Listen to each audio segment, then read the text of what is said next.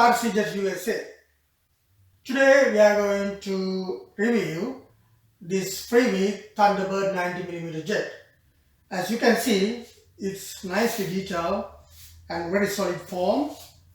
I actually been flying this particular jet for a few years now, and I'm very comfortable flying it now. And also, as you can see, I changed the colors of my missiles a little bit so that it's kind of noticeable, which is not the standard color, by the way. And also it has the afterburner, and the sound is like a turbine jet and pretty close, and it's very nice to fly. I don't want to go into all the details of the spec, because you can of course go to the website and get all this information, but I just want to share my experience with this one. It is not for beginners, so I would recommend to advanced pilots. And why I'm saying that, I have seen people who own the 80mm Thunderbird version of this particular jet from E-Flight and have jumped onto 90mm and they were struggling. So unless you have some experience with 90mm jets, just don't straight away jump onto this thinking that you can do the same. You can start with this, and you have to go through the whole up and downs. If you're ready for that, go for it, but otherwise be cautious, and it is not going to be that easy. And so do not compare 90mm this version to 70 or 8mm, because of the weight and the aerodynamics. It's a bit different. So when you're landing and when you're maneuvering the jet, you feel a bit intimidated with the weight of this jet. So just be cautious if you're trying to move to 90mm jets. I would recommend you to buy a wiper or something else before you jump into F-16 90mm jets and assume that it will be the same as the 80mm or the 70mm.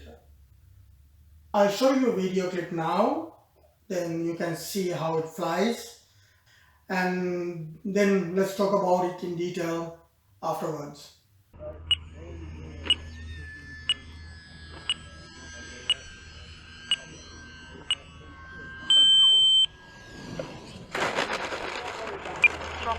As you could see in that video, when I landed, I actually landed at the edge of the runway. I had to go more than halfway of the runway, try to align it.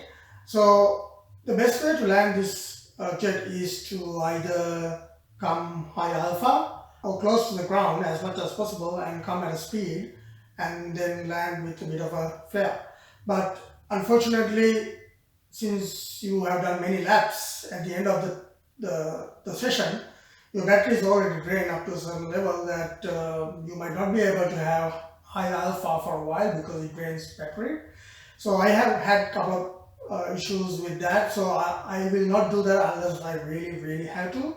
So I always come at a speed close to the ground, at least 2-3 feet above the ground, and then when I get close to the runway, I will try to settle down myself and give a bit of a high alpha, but with the throttle lowering to land. So when you do that, there's a problem because of the speed. You're going to overshoot the runway. So because of that, I tend to do that often. So what I did was I actually changed the wheels. Now I have brakes. So as you can see here, I have brakes on this jet. So I bought a braking system. If you need info of how to put wheel brakes and what sort of a wheel you have to buy and where to buy and the diameter of the shaft and things like that, drop me a comment so that I'll get back to you guys. So now it's easy for me to hit the brakes at the end so that it won't overshoot the runway. So that is the best thing that I have done so far with this jet, so I can comfortably fly, and I know that I can settle down within the runway without overshooting because of the way that I'm landing. If you want, you can configure this jet with flapper on. I have done that before, but it did not affect me that much, so that I got rid of it. But just want to let you know, but you can program it with the Spectrum remote to have flapper on. If you are into that sort of thing, it's not that complicated to do. I have done that, and I saw a couple of videos as well. But if you need information, let me know. You can do that as well. Now, over the years, I've had many up and downs with this jet, but for a couple of years now, I did not have any issues. So I actually installed a gyro, and also, like any other jet, this is very vulnerable at the base leg when you turn into landing. If you don't have enough throttle, it's going to tilt and basically go down. So you have to be careful with that. So one issue I had with this jet is a technical issue, which is 2 times one of my ailerons servo went and got stuck. When I did a roll, it did not come back, so it was rolling, and the aileron servo went to the corner and got stuck there. It did not come back to the center. So it happened to me twice. Basically, first time it happened, I narrowly escaped. Some or other, I spin both ways and shook a little bit, and it came back. But the second time I was not lucky. Then I replaced the servo, and the second servo also failed. The same side. I can't remember which side, left or right, but it's the same side.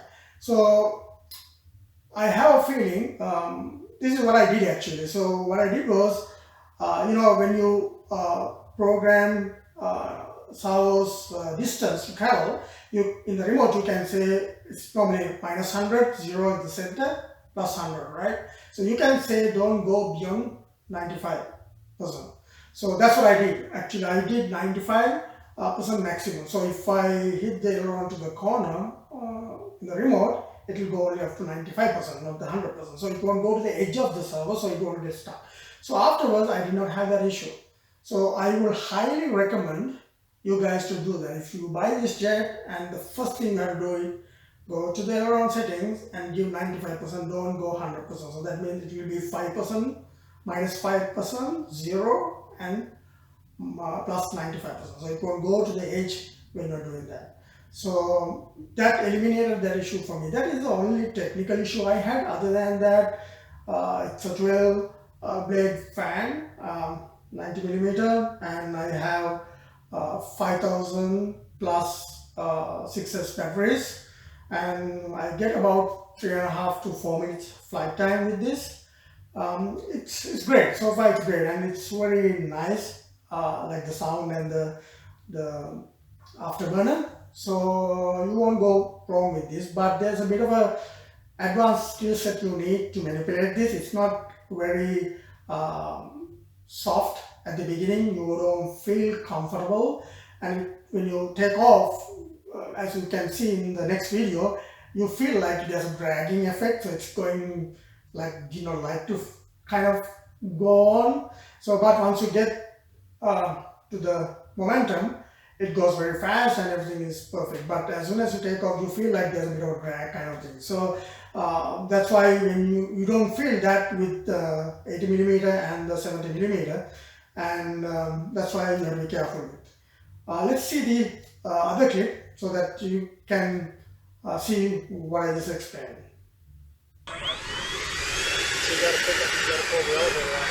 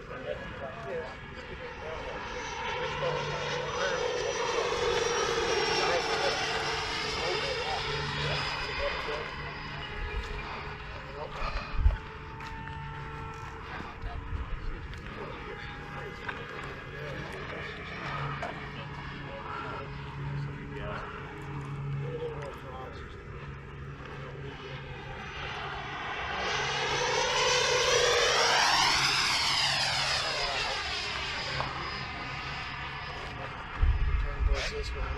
Good, nice gentle turn. Give it up elevator. Good. Practice how to give up elevator at the same time. That's okay. You gotta get used to it.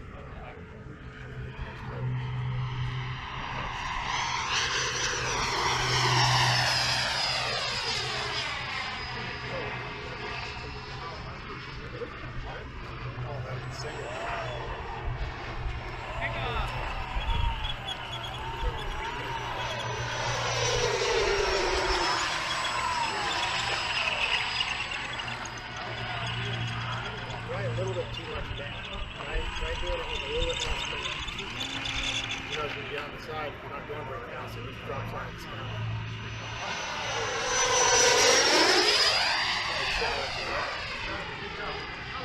Gear down. Landing!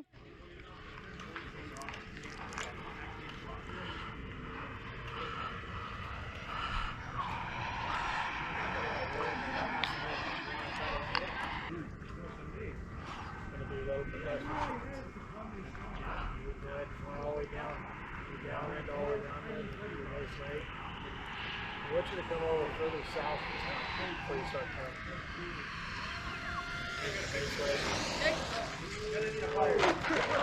Throttle cut. Braking. That's all about this jet, folks, and if you need more information, let me know. And it's a very good jet to have. I love it. I fly every often whenever I get a chance. And if you liked my video, if it has helped you anyway, just give me a thumbs up, subscribe. Next video I'm going to review a couple of other jets altogether and give a comparison. Those are 90mm jets. So stay tuned, subscribe so you get the information. So there is a very good comparison of 90mm jets compared to this one. So you should look at that video as well. Before you go and buy 90mm jets, if you are new to 90mm jets, please wait for that other video clip that will give you an overall idea of which one to select if you have a budget for a 90mm jet. Okay, thank you. I'll talk to you soon. Bye.